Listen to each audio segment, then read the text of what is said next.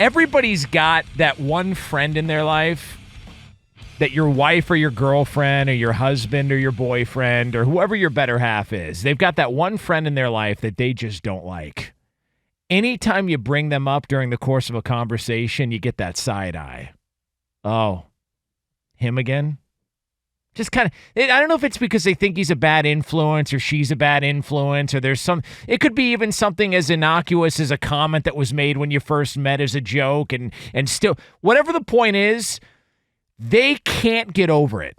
There's still a bitterness that resides next to them anytime that person's name is brought up, and you can't get over it. And there's somebody in the NFL that has the ability right now to uncover the absolute bitterness that still sits and still rests over one moment that took place a couple of years ago. The person who's pulling the strings of those emotions is none other than Aaron Rodgers. It's happening. You may not even know it's happening. You may even be taking part in it. You might even be part of the problem, but it's happening. And I'll tell you why.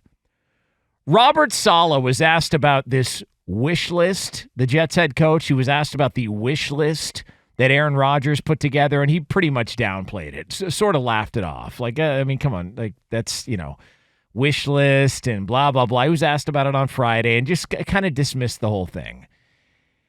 And it's almost like the more that Rodgers brings in former Packers, whether it's Alan Lazard or Randall Cobb or you name it, there's been some rumblings maybe Mercedes Lewis would come into the fold at some point. Like whenever there's a former Packer that's brought in, now all of a sudden you got people in the media and people that run to social media that go, ooh, gotcha. Yeah, gotcha. And you know why? Because when the report came out from Adam Schefter and Diana Rossini that Aaron Rodgers had a quote-unquote wish list, Rodgers dismissed it and, in fact, made fun of it when he was on with Pat McAfee. Just kind of and the media can't let it go. So now every time a former Packer signs with the New York Jets, everybody's got to, ooh, got him again. What about, oh, thought you didn't have a wish list. Huh, we got him, guys. Thought he didn't have a wish list. All right, two things that are laughable here. Number one, a wish list or wanting to play or work with certain people. Who doesn't? I don't know a lot of people that say, I can't stand that guy. He's an a-hole. I don't want to be around him. He's not good at his job. We don't get along. Horrible person. Wouldn't mind if he walked into traffic. But you know what? I'd love to work with him for 4 more years. I don't know that person. I don't know does that person exist? I'm not aware of that person existing. Like, I can assure you that if you had somebody in your life that you didn't want to be around or you didn't like, you probably want to spend as little time with them as possible. Just call it a gut feeling, call it a hunch. You probably want to spend as little time as possible with that person. That's my feeling. And that's not just in sports that you want to work with or play with somebody you like. That's everywhere in life, in every walk of life that exists. Here's the other part that's funny about this whole thing. It's not like Rodgers lied about it. And that's the assumption. Well, he lied. He said he didn't have a wish list, and all these guys that played with Aaron Rodgers are now joining the Jets. He never lied about it. He just said, no, there was no wish list. He didn't write down on a piece of paper the list of names he wanted to play with, and those were his demands. I mean, I heard that he wanted to play with Odell Beckham Jr., and last I heard, OBJ's in Baltimore. So I don't know. If there was a wish list, apparently they've missed on a couple of those. It's like making your Christmas list as a kid. And your parents are looking at you going, okay, you want this, you want that, you want that. When in reality, your parents are looking at it going, okay, can't afford that, not buying that, absolutely no chance in hell, don't want to clean that up, that's going to make a mess. All right, good. We'll see what Santa does come the 25th. Like, there was no wish list. And here's the other thing. If Rodgers did lie about it, who cares? Even if he did, who cares? Because you've never been lied to by an athlete before, and athletes never lied to you. I mean, do you want to go back in time and talk about Lance Armstrong? Do you want to talk about Ryan Braun? I mean, how many athletes have lied to you before? Rodgers possibly lying about having a wish list, even if it was true, and that's the one we're hung up on.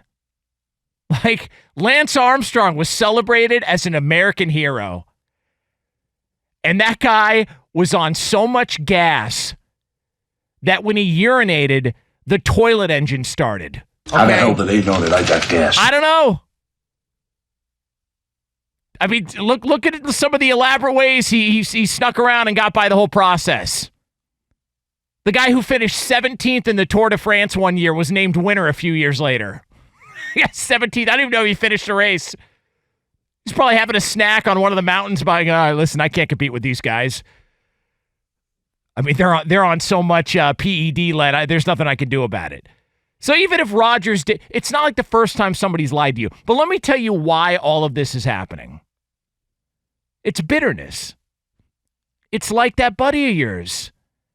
It's like that friend in your life. You know, it could be a sibling that the person you're around all the time doesn't want you near because of one moment that may have happened years ago. Let me tell you exactly what the problem is.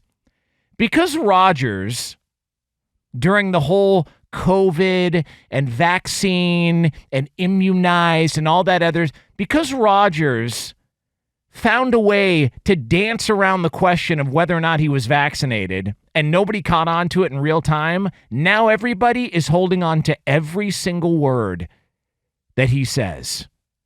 It's a bunch of bitter media members who don't like the fact that they didn't do their job in real time, and now they want to spot a lie in anything Aaron Rodgers says. That's exactly what this is, and it's going to continue. You can say, no, that's not the case. People don't care about. Yes, they do. They hold on to grudges. It's why Rodgers is such a polarizing figure.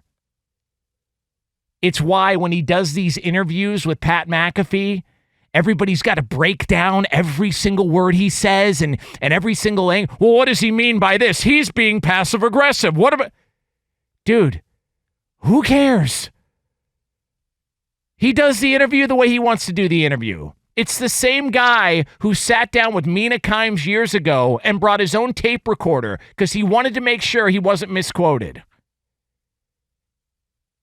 So this idea that we're going to pick apart and people in the media are going to find something wrong with Rodgers and he did this, what did he mean by this? And yes, he did have a wish list. A, he probably made some recommendations. Was it written down on a list? Who knows and who cares? And B, who doesn't want to work with certain people in their life they like more than others? What's the problem? But people can't let it go. They're still holding on to it. And I got news for you. As much as I think it's going to work with the Jets, and I'm not a Jets fan, I think their fan base is ridiculous.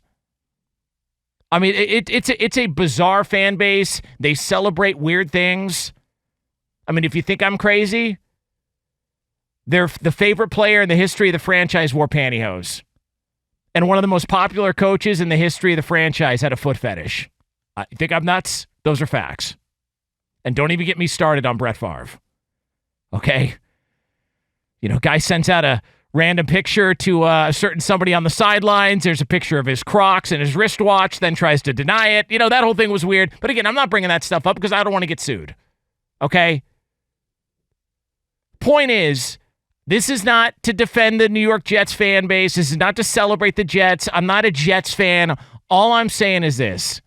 At some point, you got to let it go. Just like the person in your life has to let go of whatever moment steered them in the direction of thinking that guy was a bad influence or that person shouldn't be around you or et cetera, et cetera, et cetera. At some point, you got to let it go. Rodgers is a New York Jet. It's probably going to work. And if he has a wish list or he's immunized or whatever else he says, who cares? Let's just enjoy the ride.